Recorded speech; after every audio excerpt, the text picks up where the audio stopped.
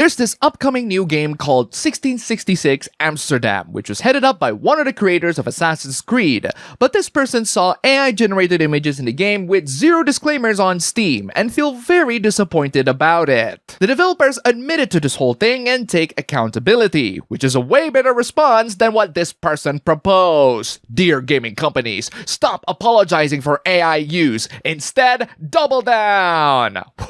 Okay, let's stop right there. Doubling down for AI usage is the absolute worst way to damage control the AI backlash. If you want a massive PR disaster, then sure, double down all you like. But for the rest of you, don't do that. AI is used at every Fortune 500. Are they? No, seriously, are they? And if so, how are they using them? How are they utilizing AI to optimize their work and make them better? You can't just say, well, the rich uses it.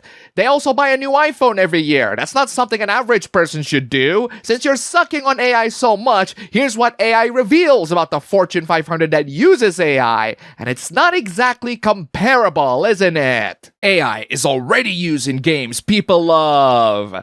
That's still not a good enough reason to double down. That is the absolute worst way to handle the PR disaster caused by using AI-generated assets. The best way to handle that is to actually apologize, address the concerns directly, and also have a really good product that people love so much that they're willing to brush off a couple of AI usages. Baldur's Gate 3, Expedition 33, The Altars, The Finals. I've seen people on my own chat still loving Neverness to Everness, despite the company blatantly using AI assets. You should not be doubling down on AI usage. That is a PR disaster, especially for smaller to medium-sized gaming companies. Instead, have a product that is beloved enough that people are willing to tolerate the AI usage. Most people only care for the final product in the end, and if people think that the final product is garbage, then they're gonna use the fact that you use AI against you.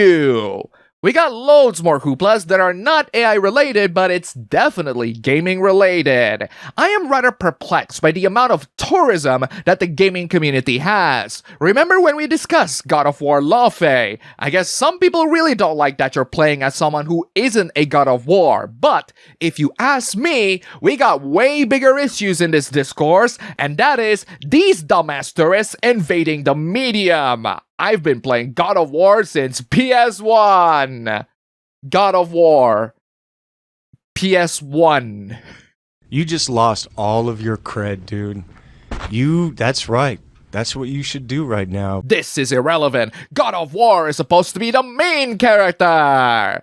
Yeah, I guess we're going to dismiss the parts where we play as Atreus in Ragnarok, but putting that aside, since you expose yourself as a dumb tourist, especially when you don't even know his name, allow me to enlighten you with this brilliant fact that anyone who pays attention to the story of God of War will know very well. Kratos is not the God of War. In God of War 1, he fought Ares, the real Greek God of War. He becomes God of War in the end, and at the beginning of God of War 2. But he got stripped of his powers in the intro. He never got the title again since then. Chain of Olympus, Ghost of Sparta, Ascension, all prequels. Throughout the Norse era, he never got the title again either. I know, because I played those games, and I am a fan, until Ragnarok made the game so bloated with boring chores, puzzles, and uninspired stories of rebelling against prophecies that completely made me lose interest. Which is a shame, because I do think that the characters are still incredibly solid and well written. It's just that they have a really boring plot to drive them. That being said, Kratos is the perfect embodiment of someone who is a God of War, but he doesn't officially hold the title of it. Not on the Greek era, and definitely not on the Norse era. You are playing as someone who was a God of War, but you're not playing as someone who is a God of War. The fact that you don't even know that, or don't even know his name, is more evidence that you are just a tourist. And this God of War Lawfare discourse is being hijacked by these absolute fakers who think that they know anything about the franchise to speak any authority of them. Forget if you don't play the game, you're not a fan. How about if you have zero knowledge about the game, you're not a fan? I guess women ruin so much stuff in this life that some people decided to advocate for something way crazier. This is a rather interesting eye for an eye moment. It shows an AI image of a woman protesting against disproportionate male power and dominance, but gets really horny at a book showing disproportionate male power and dominance. Oh wow, that's so right! How dare these women complain about being forced by men when they love being forced by men? The difference is, one is real and one is fiction. I like to murder and steal in games. That doesn't mean I want my property to be stolen or be killed in real life. Nor does it mean that I want to do it to anyone else. Plenty of these women read books about being non-consensually acted upon. That doesn't mean they want to experience that in real life. Dudes like shooter video games because it triggers our inherent primal drives for action and competition.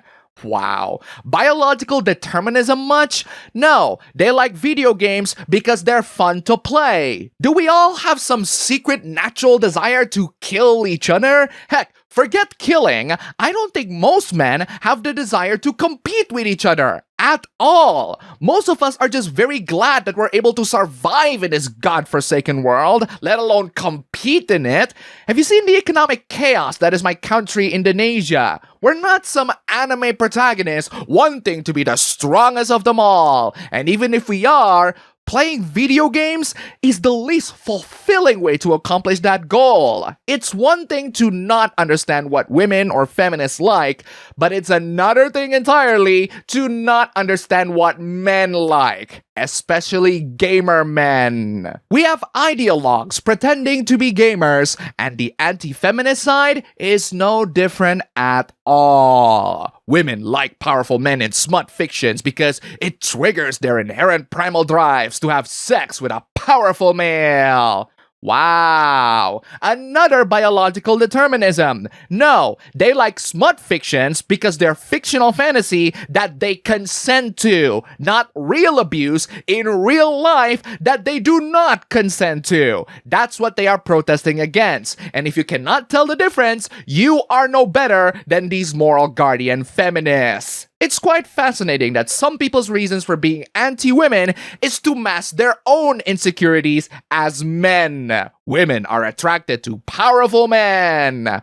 Powerful is not the same as abusive. Also, fictional men are not real men, and fantasies are not the same as reality. Removing women's privileges makes men as a whole more powerful.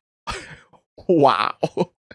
That just speaks volumes of how weak you are as a man, that you must take down women's rights to make yourself look powerful. To quote the red jumpsuit apparatus, do you feel like a man when you push her around? Do you feel better now as she falls to the ground? It boosts the sexual market value of all men. Yes, this lunatic actually thinks that making women weaker will make men more desirable. No, it just makes you look weaker and more insecure. It implies that you are beaten by women so much that you have to depower them first so that you can be better than them. You're being beaten in the gender race, so you kneecap your opponent. That is very unmanly of you. This is the reality women don't want to accept. Here's another reality that you don't want to accept. You are a sad, weak, pathetic excuse of a man who thinks that bringing down women and stripping them off of their rights will somehow make you more powerful and sexually desirable. This absolute pathetic loser who wants to strip women off of their rights just to make themselves look more valuable also wants to do something incredibly hilarious. Restoring the patriarchy is in all men's interests. No, I am not interested in restoring the patriarchy. I am not in favor of dominating women because I honestly don't really care about women. I care more about myself, and so should you. These losers can't even dominate themselves, and you expect me to believe that they can dominate women. All men should be working to bring it back. Even if I agree that we should bring back patriarchy and dominance to men, forcing power and dominance to women is not the way to do it. If you think that women are naturally submissive to powerful men, why are they not being submissive to you? Maybe, just maybe, you are not powerful enough, and you should be embarrassed for it as a man, not be proud of it. Do you want to know why feminists are winning? Because of losers like you. And that's all for the video today. Here's a cat. Huge thanks to all the wonderful sponsors this week. You're all fantastic. Don't forget to check out my previous videos here. Click the like button, comment, subscribe, join the YouTube membership, leave some tips, just $1 down below. And thanks for watching.